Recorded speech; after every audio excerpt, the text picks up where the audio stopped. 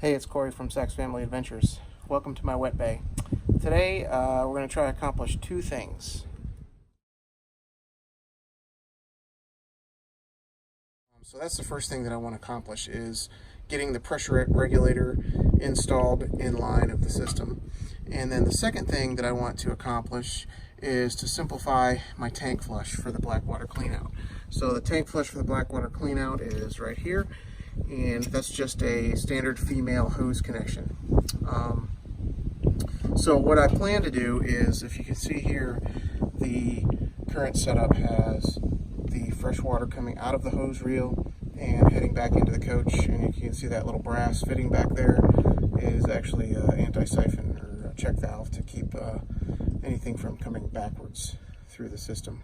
So what I'm going to do is I'm going to tee off of this and probably go down with the tee and install somewhere around here the pressure regulator, then kind of go back up and back into the coach. The other side of the tee I'm going to run up to the tank flush, and I'm going to put another backflow preventer in line there so that we don't get any of the black tank back into the freshwater supply. So I bought a whole bunch of SharkBite fittings for my 1/2-inch PEX hose, and I have all of that over here on a table. So hopefully I bought more than I need. I have about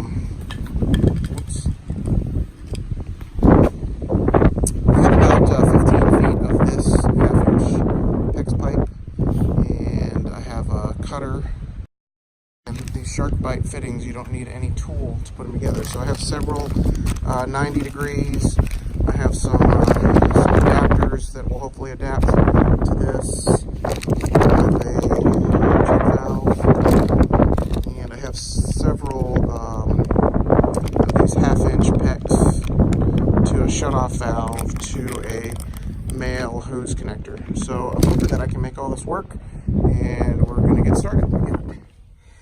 Got this contraption right here. So let's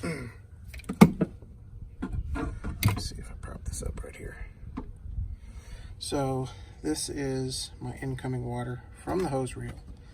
It's going to go into here, then into a tee. This part of the tee will go off for the Blackwater cleanout. Then this goes through the pressure regulator, through the gauge, through 90 degrees, and up. Okay? And then this part is going to attach back in here where I have a backflow preventer, and then that goes into the water supply for the coach. We got the pressure regulator installed. We got it teed off, and we're starting our path to the tank flush. Okay, we got it all hooked up, and goes through the valve into the black tank flush.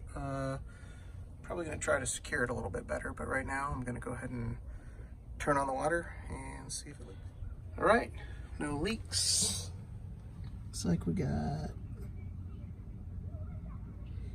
about 60 psi. Let's test the black tank flush valve. Sounds like that's working good. Turn that off. Everything works.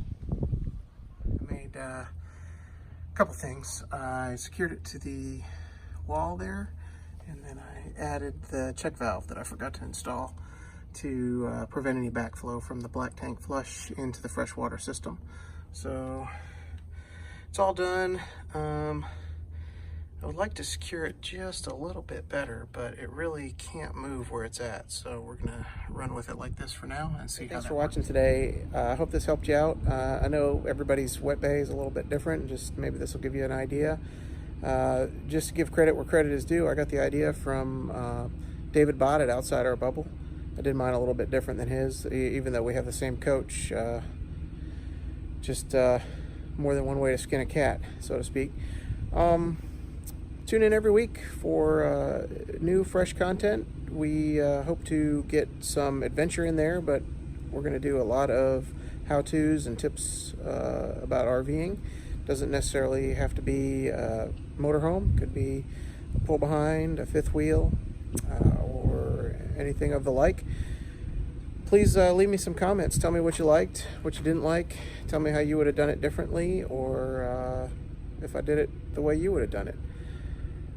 Make sure you ring the bell when you subscribe to our channel so that you get notification when we come out with a new video. And remember, get out and find your adventure.